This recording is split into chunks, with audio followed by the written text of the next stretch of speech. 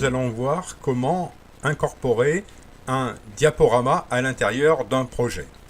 Effectivement, donc Vega Movie Studio permet ce genre de choses et c'est très pratique lorsque vous voulez compléter un projet avec un certain nombre de photos. Dans un premier temps, donc j'ai ouvert mon projet, je mets en place la tête de lecture à partir de l'endroit où lequel mon diaporama va pouvoir débuter, donc en fin de projet pour l'instant.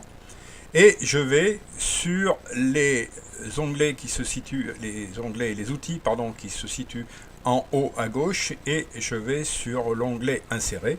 Et il y a un menu contextuel qui s'ouvre avec à un moment donné diaporama. Je fais un clic gauche dessus. Sur cet onglet, il y a une fenêtre qui s'ouvre, et cette fenêtre, il y a paramètres. Les paramètres donc vont vous permettre de régler, et notamment ici vous laissez celui-ci pareil comme ça. Là vous utilisez la durée des images, là c'est par définition c'est 3 secondes, c'est un peu court, il faut au moins 5 secondes pour être vu, parce qu'il y a en plus les transitions, donc ça fait une durée d'exposition qui est assez courte. Les effets, ce sont les transitions, et là ce sont des effets aléatoires, ça vous permet de voir un petit peu comment ça fonctionne. Et je fais chercher les images.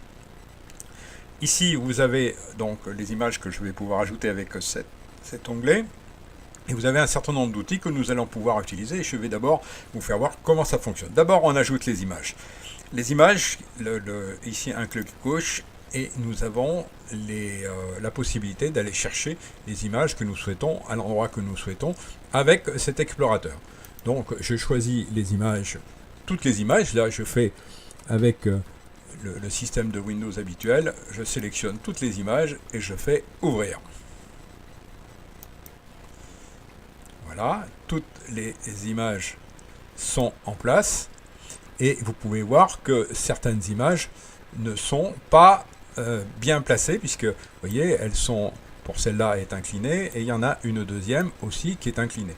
Donc il va falloir les redresser. Et du fait de ces outils aussi là qui vont vous permettre de ce genre de choses.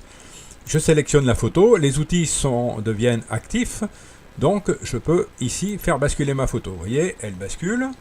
Je vais chercher la deuxième, qui est ici, et je la fais basculer aussi et la remettre dans le bon sens.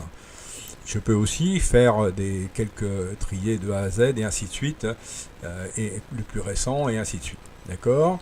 Pour les supprimer, il suffit d'aller sur une image et vous pouvez la supprimer à partir d'ici, et on l'enlève de la sélection, uniquement de la sélection.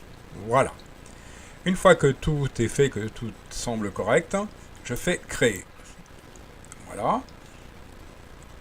Je ferme la fenêtre et j'ai le diaporama qui a été créé. Vous voyez ce que ça peut donner. Voilà. Voilà toutes mes photos. Bien sûr, ce sont des photos qui sont fixes, bien entendu, comme une photo. Et vous avez le passage les unes après les autres. Vous voyez, 5 secondes, ça suffit. D'accord ? C'est à peu près la bonne dimension pour au moins observer et regarder la photo correctement du fait des transitions. Vous avez pu observer que pour les photos qui sont en longueur, voilà, la photo en longueur, et ben, dessous il n'y a rien. Ben, forcément, la photo est en longueur, elle n'est pas, disons, dans le sens de la largeur. Donc il ne faut pas oublier de mettre un fond, hein, de façon à ce que vous puissiez avoir quelque chose de correct. Hein. Par exemple, je vais mettre un fond cyan, hein, qui est juste dessous, hein, juste là. Ça vous permet d'obtenir un résultat et de ne pas avoir la photo, disons, avec du noir de part et d'autre. Ça va souligner la photo. Voilà. Hein, et il y en avait une autre qui devait être par ici, vous voyez, ça permet de souligner la photo. Voilà. Voilà pour cette séance.